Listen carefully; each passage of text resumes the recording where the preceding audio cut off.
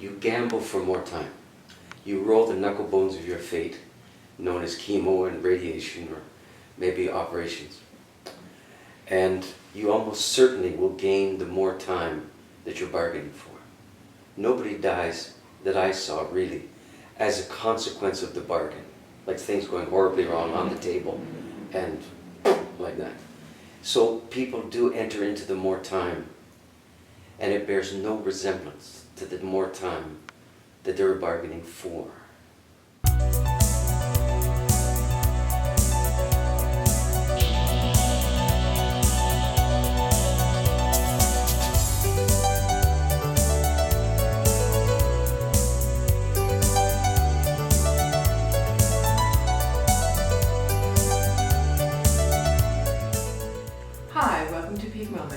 I'm Janaea Donaldson.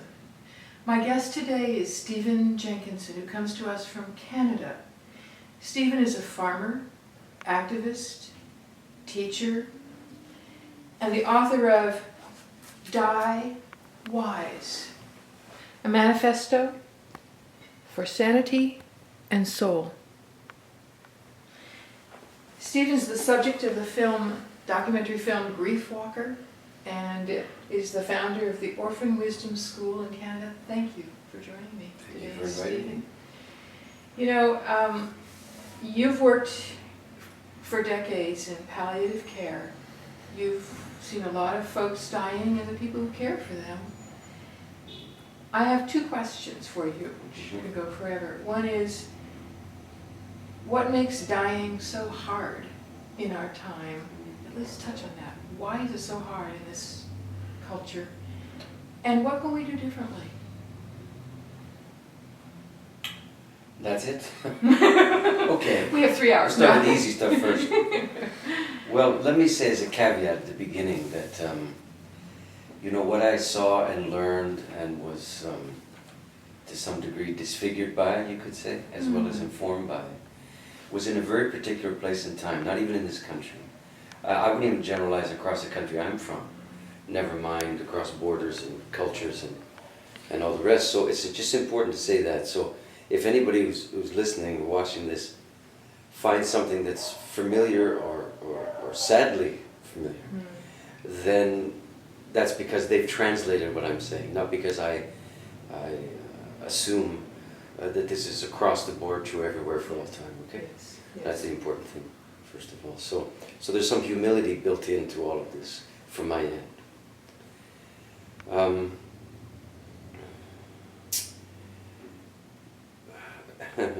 How did it get like it is? Well, first of all, I have to articulate a little bit what I saw. And what I saw is I worked in a medical environment that is as high-tech as you can imagine. As high-tech as probably as available in North America in any urban setting anywhere. And that doesn't qualify for anything more than to have been a kind of ragged witness, almost involuntarily, to what has become of caring for dying people. And it's the palliative care system, if I could characterize it that way, is principally a medical system. And if anybody tells you otherwise, it's because they haven't been there. That's not an evil thing to acknowledge, but medical means primarily technologically driven. Okay. It does not mean gentle Jesus, meek and mild, you know, with a long eyelash donkey. It's very, it's very driven proposition, and what drives it is the ongoing innovation. That innovation has a kind of creed by which it itself grows and proliferates, and by which it insinuates itself into the care of people, healthcare system. And that creed is like 10 commandments rolled into one. And when I say it, it won't strike you as odd at all, though it might strike you as deeply flawed, but not odd at all. As best as I could figure it out, it's something in the order of, if you can, you should. If you can, you should. When I read that in your book, Yeah. it was like it reverberated. Yeah. And I realized the hope for the next chemo that will be improved, or the next best drug, or the next best intervention, any last straw that we can grasp to keep somebody alive. Yeah, and let's say it that it's not a conspiracy foisted upon dying people who are otherwise unwilling. I mean, they're asking for it too. I can get that. So Yeah. so everybody's involved. To a certain degree, you could say a few people might benefit, at least financially, more so in this country than the country I'm from. But suffice to say that even the people who are nominally benefiting from this mania will themselves be set upon by the same mania. So there's no upside to this arrangement for anybody. That's an important note to strike. No there. upside. There's no upside for if you can, you should. No. Because, see, if you, the way I say it, it sounds like some kind of quasi-religious commandment that, quote, nobody would agree to. Right. Well, because I've said it in a way that it can be observable. When you actually see it happening, it doesn't sound like that at all. It sounds like this. Now, we have 45 minutes. I'm the oncologist and you're not. And I'm going to tell you, in the first 3 minutes that we're together, what we can't do anything about. That's called your prognosis. Okay? Your terminal prognosis. Okay. And we have 42 minutes left. And you know what we're going to do with it? We're going to talk about what we can do, about what we can't do anything about. You see? And that's the arrangement. So in a sense, it's an illusion. But you can live longer. You almost guaranteed you would live longer than you would have done had we not submitted you and you submitted yourself to any kind of treatment regime whatsoever. It's important to say that every palliative care referral that I got, that person was already in the midst of the more time that they were still waiting for. Now there's the mystery, see? Because the idea that the more time actually kicks in on a given day, let's say, is true, but everybody misses the day and the month, at the very least, if not the year. You see? When they are being granted more time Yeah. because of the technology. Because they're still Yeah. hoping that this will turn things around. and They're the still miracle will hoping for happen. more time. They're hoping for more time. So what do you do in the more time that's granted you when you're at the, quote, end of your life? And the answer is, hope you're not at the end of your life. That's right. There's very few people who hope they are until the kind of tumbleweed of symptoms so overwhelms any other instinct or preference or plea or attachment that they might have. And here's a dirty little secret. As much as that conglomeration of symptoms does that to dying people, the people who are in the death trade as workers, which I was, are not very secretly hoping that that very thing happens. Why? Because in a culture that doesn't believe in dying at all, which I'm a product of, okay, if you say so. Of course. Okay, of course, of course. It's likely that in a culture like this that doesn't believe in dying, especially when it's happening, what are the options available to you as a dying person? How are you obliged to see and understand yourself during the course of your dying time? Do you know there's no diagnosis for insurance purposes called dying? Really? I'm told that's true in this country. It's certainly true at home. What apparently it's called here is, and you have to enter this in the form, diagnosis is failure to thrive. Now, take the tone of the word failure and try to understand yourself in those terms as a dying person. What are you failing to do? I mean, it's a natural thing for all of us. I'd be careful with the word natural. Natural? It's, there's a degree of inevitability that seems to gather around it. Even this, as we speak, is in suspended animation. There is no givenness to your dying anymore. I'll give you an example.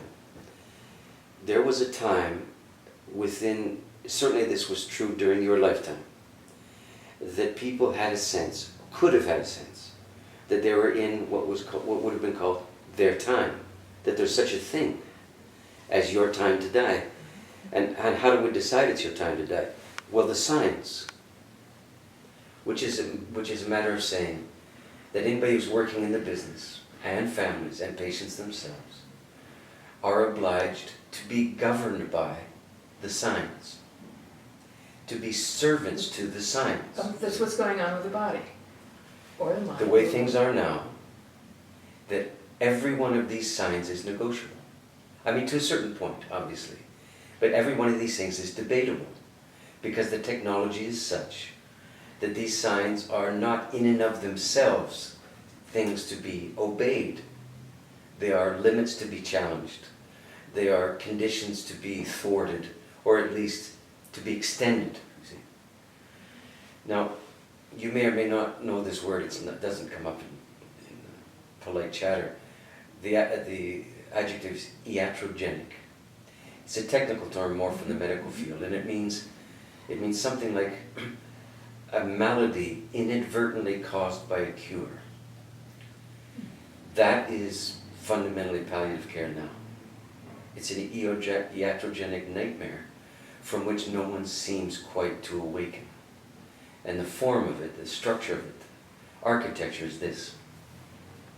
You gamble for more time. You roll the knuckle bones of your fate, known as chemo and radiation, or maybe operations. And you almost certainly will gain the more time that you're bargaining for. Nobody dies that I saw really as a consequence of the bargain, like things going horribly wrong on the table and like that. So people do enter into the more time, and it bears no resemblance to the more time that they were bargaining for. In what way? Well, unexaminedly, the bargain for more time you could characterize as hankering after a pre-morbid state that you remember. Mm-hmm. Mm-hmm. Right? More energy, more time with the children or the grandchildren or the dog, or maybe all of them at once, or all of them banished from the house for a little piece or whatever it is, a little time up the mountain, down, etc. All of that. I'm not saying that doesn't happen. More often than not, some degree of it happens. Here's the quieter thing that is not said, because I don't think it's suspected even amongst the people who are delivering this service, that the more time that's granted to you will be lived in a death-phobic culture. The consequence of that is your more time will be lived in the distinct and identifiable shadow of the undefeated inevitability of your own death. You're not dying death-free. Your more time is more time because you're dying. That's what determines the whole thing. So what happens then is that you've entertained this idea that you'll just gain this quality of life that everybody's pitching you. And quality of life seems to stand outside the shadow of dying. That would be the pitch. Yes, yes. The reality is, that's where it happens. Is in the shadow. Absolutely. Of your dying. This is a knowable thing, which is knowable ahead of time.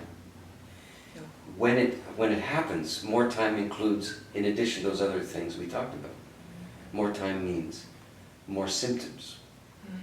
Doesn't mean fewer symptoms, it means more symptoms.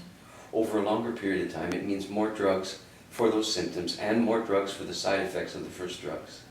More symptoms as a consequence of the more time, and more drugs for those, and just stopping because you get the... And that's the tumbleweed I'm referring to, you see. That's what your more time is also characterized by. And no one bargains for that.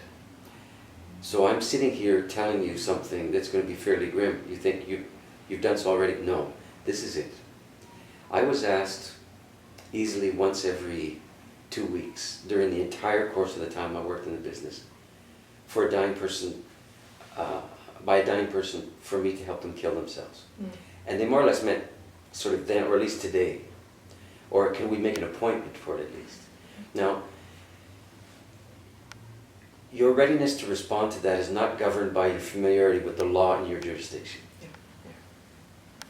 If that's what you're going to plead at a moment like that, you shouldn't be sitting there. So you have to have some other understanding, orientation to, and be dictated to by the fact that this request, this plea, this demand by a fellow human being for you to help them kill themselves is more or less, frankly, a direct consequence of having been granted the more time that the medtech empire granted to them. I'm not blaming medtech. I'm saying that the people who consumed the medtech services in the beginning of this arrangement I'm describing are as complicit in as anybody else. So if you're looking for bad guys, there's no end to them. Right. If you're looking for good guys, you'll be hard-pressed to find them. The whole arrangement doesn't divide up that way. The whole arrangement divides up into, are you willing to know what is there to know? Or is it so deeply inconvenient that you've banished it as a precondition for opting for the more time that you never suspected would come to this? I could imagine, but we can't imagine what that more time, really would turn out to be. I get it, that we would expect it to be the good things, instead of the decline and more decline and... Or how about this? It's not just decline. It's, so you take the poison, which is what it is, okay, and your hair falls out or it doesn't, or you become incontinent or you don't, or the various other things, or they manage that to a certain degree, and hopefully they do. And then there's a long time between the utter certain sign that your more time is becoming briefer and briefer. And it's that in-between time where nothing really seems to be happening was the time I was most frequently asked to help somebody kill themselves. Not in the grim, tearing your hair out pain in the middle of the nighttime, but in the time of where a death-phobic culture visits upon you your deepest intolerance for the realities of dying. It would be one thing if you were in the full grasp of moment by moment dragging you to the cliff edge stuff. But when it's very unspectacular, almost indistinguishable from ordinary, and yet you're dying anyway, a death-phobic culture prescribes intolerance for a moment like that. Intolerance, meaning we're not going to tolerate your thinking you're dying or that you are dying? No, that's in there. No, the intolerance for the great in-between that you have landed in. You see, either I'm dying or I'm not. This, black and white. That's the sound of intolerance. Well, am I dying? Well, yes. Well, how come I don't feel too bad? Because that's what it's like in more time land. Sometimes. More time. Okay. You know what one of the greatest, one of the deep nightmares for dying people was? It will sound strange to you. Having a good day. How could that possibly be? Answer is, when you're having a good day, it messes with the choreography that you've imagined, which is that dying is just a continued spiral that's as identifiable and that's a reliable map. And the truth of dying, particularly when you're in your the more time that you bargain for, is that dying is not just amassing symptoms without end. Dying is a lot of not much happening. And that unspectacular quality of it drives people to the very cliff edge of sanity, more often than not. So a good day becomes seductive. And oftentimes people say, well, how can I be dying and feel this good? And if I can feel this good as a consequence of what you gave me, give me some more.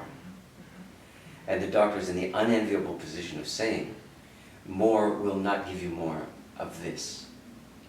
Because more of that, given how harsh and strong that stuff is, you have to pay for elsewhere in your physique, elsewhere in your metabolism, elsewhere in your digestive system, and so on.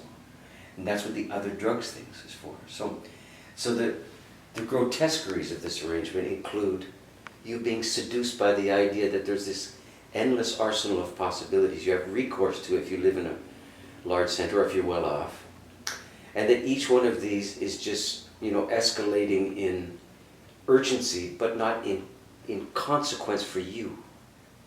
But in truth, everything costs. We could just say that. And then when you buy a little more time, the kind of peripheral consequences could be digestive. It often is. Well, then you have to take something for the fact that it's messed with your digestion because your enzymes aren't working anymore and it's knocked out this and da-da-da-da. But that thing has consequence for your capacity to generate your own saliva. So now, and you understand. Yeah. And then people have got shelves of stuff they have to keep track of. And of course the famous pill boxes that you see everywhere now. That's right. Monday, Tuesday, Wednesday. Yes. Morning, night, or 3, 6, 9, 12, or whatever it is, something. Yeah. And your life is on a grid of what you take. And at some point, somebody starts looking bleakly through the cell bars of their circumstance, saying, but nobody told me, or I never bargained for this, or how can this be right, or something's going wrong, or there wouldn't be all this stuff. No, because you're still sitting here, the fact that you're still sitting here is a consequence of all that stuff on the shelf. Now, here's what it finally comes to. Either you, or more likely, your family, will be asked to agree to a withdrawal of the technology, the withdrawal of which will probably result in you dying in a rather timely fashion. The same technology that you were asked to agree to 2 months or 6 months ago, in the name of the same thing, the love that you propose to have for this person that we're withdrawing this drug from, or this procedure from, or this apparatus from. Now I'm telling you that it is my experience that there is no family whose way of being a family includes the capacity to make decisions like that. Yeah.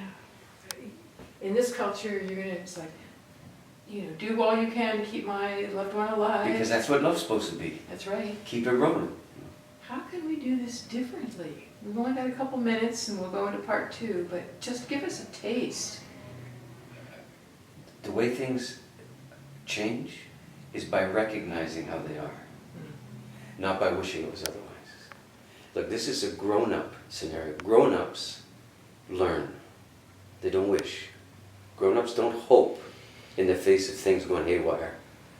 Grown-ups learn how it came to be as it is, and the incremental decisions they made that contributed to where they now find themselves. Without that beginning, there's no beginning for it being otherwise. Well, that's being grown up in this culture isn't why we have. It's another program. Sure.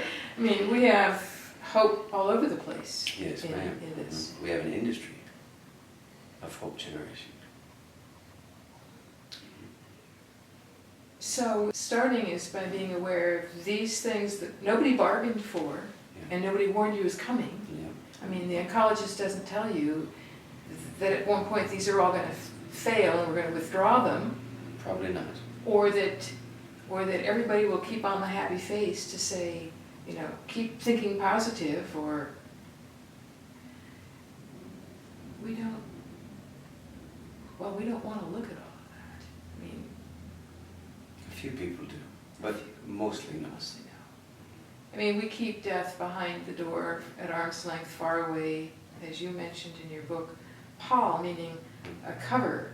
And I realized that fits. We hand it off to the medical industry and to the funeral industry, and we don't get to watch dying very much, most people. Yes, you do. Let's say it properly. Of course you get to, if you so choose. That's different. That's the grown-up thing I'm talking about. It's harder and harder to see it, yes, because the options are more and more for subtle, indiscriminate, and very discreet dying, to the point where the best possible outcome is the nurse can write on the chart, patient resting comfortably. Let me tell you what that costs to have that written down. I've been telling you for half an hour. That's how you get to patient resting comfortably. The ultimate incarnation of that is more sedation used per dying person than you would ever guess. So we're just sedating people so they aren't even as present as they might otherwise be. We are sedating people because of what we did to them and with them and at their bequest before the moment of sedation. Sedation is a consequence of what we do and what we don't do. It is not a consequence of dying.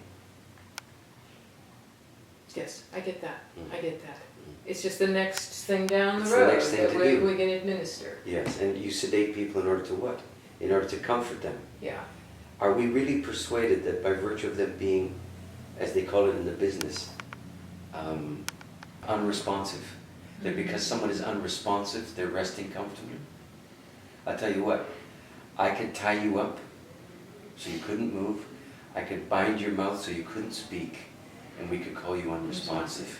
Yeah. Is that resting comfortably? Yeah. I know it's a bit of a drastic comparison to make, but it's not altogether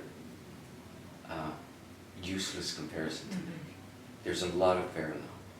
Because when you're sedated, you are bound. Yeah. You are rendered incapable of responding, and everyone's, generally speaking, glad of that, because that's deemed to be compassionate. But the question is, minus the sedation, what's likely to be going on? A degree of raving is not unlikely. Raving. Raving. Raving. Clutching at the bedclothes are very common thing. I'm going to pause. Okay. I'm going to pause and I'm going to pick it up. All right. Raving. I'm Janaea Donaldson. You're watching Peak Moment. My guest is Stephen Jenkinson, the author of Die Wise. And we're talking about what it's like out there, or at least in Canada, probably the United States. Join us for part 2.